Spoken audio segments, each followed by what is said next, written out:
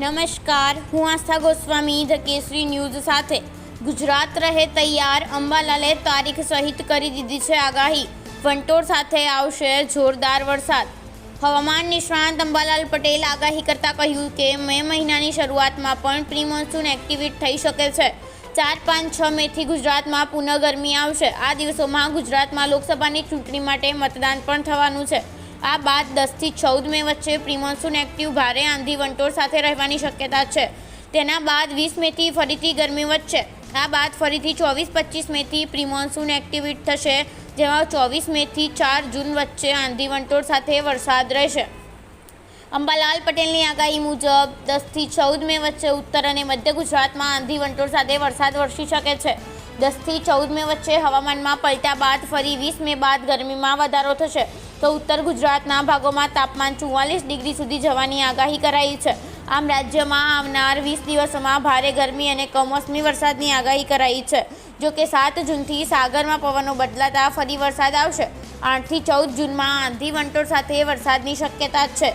17 જૂન બાદ ભારે આંધી વંટોળ સાથે વરસાદ રહેશે. જેઠ વધમાં શ્રવણ પંચકમાં વરસાદ થાય તો સારો વરસાદ થવાની શક્યતા છે. આ બાદ ચોમાસામાં ગુજરાતની એન્ટ્રી થશે. હિમાચલ પ્રદેશમાં વેસ્ટર્ન ડિસ્ટર્બન્સની ગતિવિધિને કારણે હવામાન ફરી બગડવાની શક્યતા છે. ગુરુવારે રાજધાની શિમલા સહિત સમગ્ર રાજ્યમાં હવામાન સ્વચ્છ રહ્યું હતું. હવામાન કેન્દ્ર શિમલાના જણાવ્યા અનુસાર 3 મેથી રાજ્યના ઘણા ભાગોમાં ખરાબ હવામાનની આગાહી કરવામાં આવી છે. 4 અને 5 મેના રોજ મેદાની, મધ્ય અને ઊંચા પર્વતોના ઘણા ભાગમાં વરસાદની સંભાવના છે. શિખરો પર હળવો હિમવર્ષા થઈ શકે છે. રાજ્યમાં ગરમીનો પ્રકોપ વધી રહ્યો છે. અમદાવાદ સહિત મોટાભાગના જિલ્લાઓમાં તાપમાન 40 ડિગ્રીને પાર પહોંચી ગયું છે. અમદાવાદમાં તાપમાન 41 ડિગ્રી તાપમાન, તો જ્યારે ગાંધીનગરમાં 40.2 ડિગ્રી તાપમાન પહોંચી ગયું છે.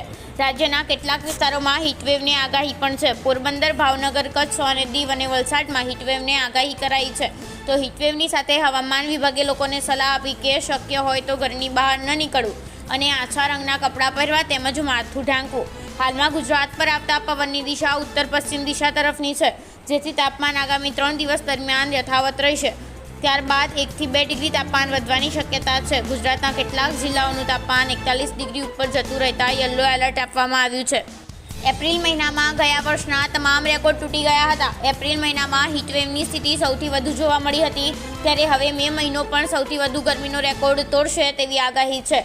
દુબઈમાં ફરી પાછું વાવાઝોડું ત્રાટક્યું છે. તેના લીધે કેટલીક આંતરરાષ્ટ્રીય ફ્લાઇટ રદ કરવી પડી છે.